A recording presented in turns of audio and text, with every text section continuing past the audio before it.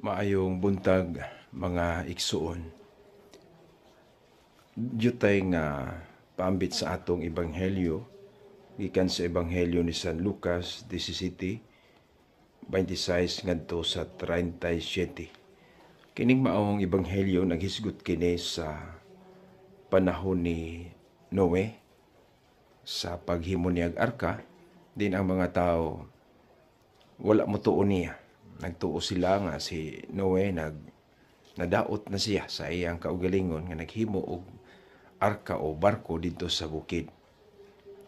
Unya miabot ang lunok o daghan ang nagamatay ang gawa sa pamilya ni Noe. Naghisgot usab kini sa panahon ni Lot. Nasayod ta sa panahon ni Lot sa Sodoma o Gomora, diin ang mga tao grabe na sa ilang pagkamakasasala.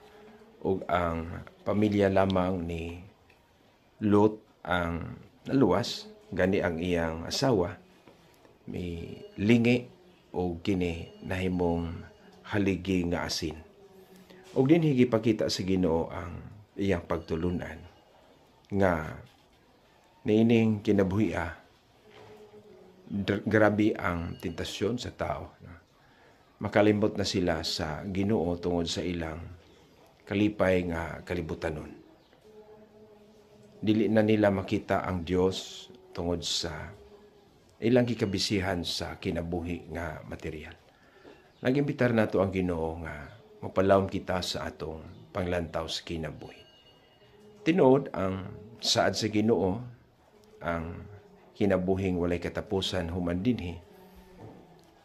Nagkinahanglan gayud kini og pagtuo, nagkinahanglan sa atong paglaom diha sa Ginoo. Mao nga atong iampo nga sa atong tagsa-tagsa kikinabuhi, mas mapalawom nato ang espirituhanong mga butang. Kay wala man kitay kasiguruhan niining kalibutana. Sa atong nakita nga mga kalamidad karon, mayngon gayud kita nga ang kinabuhi dinhi sa kalibutan temporaryo o lumalabay lamang gayud. Niining tanan, naglaom kita ni anang gisaad sa Ginoo, ang Ginoong nabanhaw. Naglaom usab kita nga banhawon kita uban kaniya kung matarong kita ngadto sa kalipay nga walay katapusan. Apan kung wala kita makabuhat, dautan kita, mibulag, wala kita moila sa Ginoo, dakong posibilidad mahadto kita sa walay katapusan nga kasakitan dito sa impyerno. God bless.